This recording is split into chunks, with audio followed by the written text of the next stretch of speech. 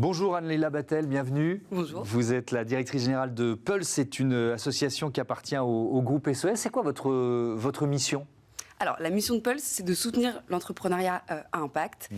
Et c'est ce qu'on fait au travers de nos programmes d'accompagnement en Afrique et en Europe, dans une dizaine de pays depuis 2006. Et c'est des programmes d'accompagnement qui visent à faire émerger, soutenir des projets à vocation sociale ou environnementale, mais aussi à transmettre les clés de l'entrepreneuriat à des publics dits défavorisés ou sous-représentés dans la création d'entreprises. Quelques chiffres sur Pulse. Donc, effectivement, cette mission accélérée l'entrepreneuriat à impact partout dans le monde, présent dans 18 pays, 4 lieux d'incubation, 20 programmes d'accompagnement, 2000 hommes et femmes entrepreneurs accompagnés depuis la création. Cette mission d'accompagnement, ça passe par quoi ? C'est quel levier vous mettez en œuvre en fait ?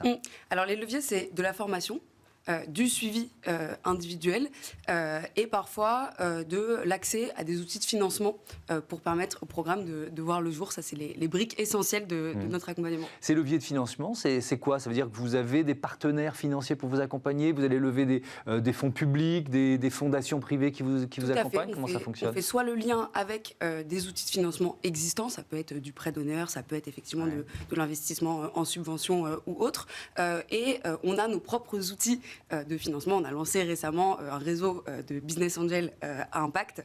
Donc ça, c'est un outil qu'on opère nous en propre. Est-ce que ce mouvement des entrepreneurs à impact, vous le voyez grandir depuis quelques années ? Tout à fait. On le voit grandir, je dirais, depuis une dizaine d'années. Ces initiatives, elles sont pas nouvelles. Maintenant, le constat qu'on porte, et je crois que c'est le point de départ de ce projet-là qu'on lance avec le soutien de la Fondation Google Power, c'est que l'écosystème de l'entrepreneuriat impact est insuffisamment accessible.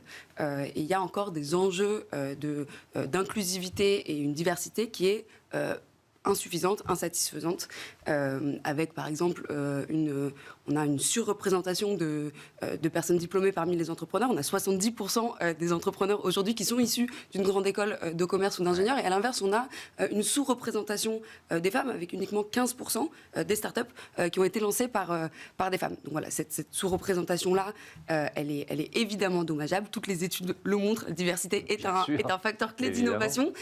Et donc se satisfaire de cette situation, c'est finalement restreindre notre potentiel d'impact. Et donc il y a effectivement ce plan d'action national en faveur d'un entrepreneuriat plus social et inclusif. Le groupe SES le lance avec le mouvement Impact France, effectivement sous l'égide, on va dire, de la fondation de Google, la branche philanthropique de Google. C'est quoi ce plan ? Comment ça va s'articuler en quelque sorte ? C'est sur plusieurs années, c'est ça ? Alors, pour répondre à ces enjeux d'accessibilité, il y a deux leviers principaux. Si vous voulez, on a deux problématiques auxquelles il faut répondre. La première, c'est qu'il y a insuffisamment d'entrepreneurs qui se lancent. Donc pour ça, il faut agir en amont des programmes d'accompagnement. Le deuxième, c'est que les entrepreneurs avec certains profils vont faire face à des freins spécifiques entravants. Ça peut être des freins financiers, ça peut être des freins qui sont liés à l'équilibre vie pro, vie perso pour les femmes notamment. Et donc il faut adresser spécifiquement ces freins-là au sein de nos programmes. Donc avec des publics spécifiques en quelque sorte qui sont identifiés et des propositions qui sont adaptées. C'est-à-dire qu'il y a les femmes, les réfugiés, les demandeurs d'emploi. J'ai vu qu'il y avait ces trois grandes catégories et vous ne proposez pas exactement le même accompagnement à chacun et à chacune. Non, il faut s'adapter. Ces freins sont spécifiques à certains des publics, donc il faut y apporter une réponse spécifique à chaque fois. Et ça se fait au sein des programmes et en amont. Si on prend des exemples, pour les femmes par exemple, c'est quoi les leviers d'accompagnement que vous activez ? On a énormément de modules en amont en fait, qui sont liés à la confiance en soi. On parle souvent de censure pour les femmes. Donc tout ce qui permet de lever ces appréhensions-là sur les représentations que les femmes peuvent avoir de leur réussite, de leur capacité à mener à bien des projets, etc. Donc ça va beaucoup se faire en amont. Et puis au sein des programmes, ça va être tout ce qui permet de se maintenir dans une activité en dépit par exemple de sa vie pro, donc l'accès à une crèche, etc., la mise en relation avec des services de ce type-là. qui sont essentiels pour la poursuite des projets. Oui, on a reçu notamment deux des fondatrices de Leia Capital. On a dit qu'il y avait un machisme du financement, quoi, tout simplement, notamment des startups et des startups de la tech qui sont quand il y a des femmes à leur tête, quoi. Ça semble totalement hallucinant qu'on en soit encore là, mais on en est encore là. Donc ça passe par là aussi, c'est-à-dire ça veut dire aider à trouver du financement. Alors la représentation, mais si on est très concret de ce plan d'action, ça va être aider à trouver des financements pour les femmes. Très concrètement, pour ce plan d'action, donc c'est un plan d'action qui va se déployer en 2 ans et en 3 phases. La première phase, c'est une phase de diagnostic qui vise à faire dialoguer les parties prenantes. Donc les parties prenantes, c'est à la fois ceux qui connaissent ces publics, qui travaillent auprès d'eux au quotidien, et ceux qui accompagnent, comme nous, les incubateurs, qui accompagnent ces entrepreneurs et qui font face à ces enjeux d'accessibilité que je vous mentionnais. Donc les faire dialoguer pour faire émerger des recommandations, à la fois des bonnes pratiques, fabriquer de la connaissance, si vous voulez, à ce sujet, identifier un peu mieux tout ce que je mentionne jusque-là, mais aussi des outils concrets pour répondre aux besoins mal couverts, qui sont aujourd'hui encore des freins qui subsistent au sein des programmes. Ces conclusions-là, dans un deuxième temps, on va les implémenter, mais les tester surtout au sein de programmes. Et on va faire ça en Seine-Saint-Denis, puisque c'est un département qui est représentatif malheureusement des enjeux qu'on mentionne là. Et l'objectif, ça sera évidemment d'ajuster ces différents outils, mais aussi de créer de la coopération entre les acteurs que je mentionnais justement, puisqu'on sait que c'est ce qui manque cruellement. Donc ça, c'est la deuxième phase. C'est la deuxième phase. La toute dernière, ça va être là une dissémination à l'échelle nationale qui va se faire aussi dans une logique territoriale, c'est-à-dire en accompagnant les acteurs locaux à eux-mêmes se familiariser et déployer ces outils, mais aussi dans une logique, je dirais, open source, avec des événements de restitution, d'animation qui seront ouverts au public pour que tout le monde s'en souvienne. Si on prend des exemples d'entrepreneurs à impact que vous avez accompagnés ces dernières années, qu'on soit un peu concret, qu'on imagine quel type d'entreprise, vous pouvez nous en citer quelques-uns ?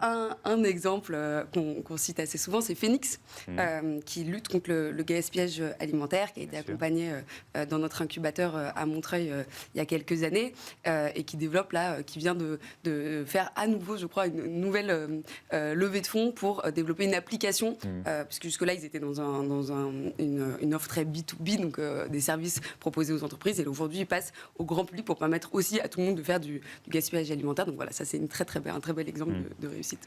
Si on prend, alors il y a les femmes, il y a les réfugiés, par exemple, l'accompagnement, là aussi, il est beaucoup plus ciblé. Qu'est-ce que vous mettez en œuvre ou qu'est-ce que vous imaginez mettre en œuvre de différent dans ce plan pour les réfugiés ?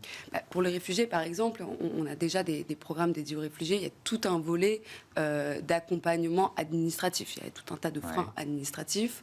On a évidemment la barrière de la langue, parfois, selon le pays d'origine.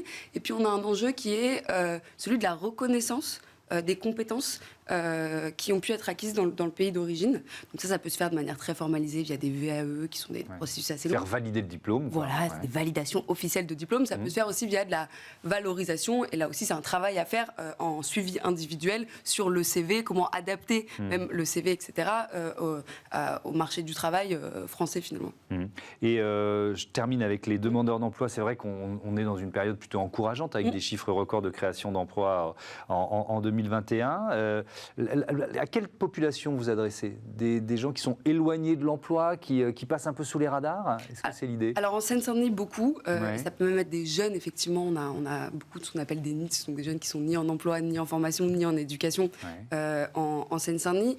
Autrement, les demandeurs d'emploi, c'est plutôt ceux qui sont pas forcément éloignés de l'emploi, mais qui pour une raison ou pour une autre ont une rupture d'activité depuis 1 ou 2 ans. Et ce qui est certain, c'est que là, l'entrepreneuriat est un levier post-crise de résilience, et qu'il ne faut pas que ça bénéficie uniquement aux cadres déjà en emploi, et que ça puisse bénéficier évidemment à tout le monde, que tout le monde puisse contribuer. Merci beaucoup, merci Anne Labatelle, à bientôt sur Bismart. On passe tout de suite à notre débat. Vous allez peut-être offrir des fleurs pour la Saint-Valentin, on vous les propose équitables.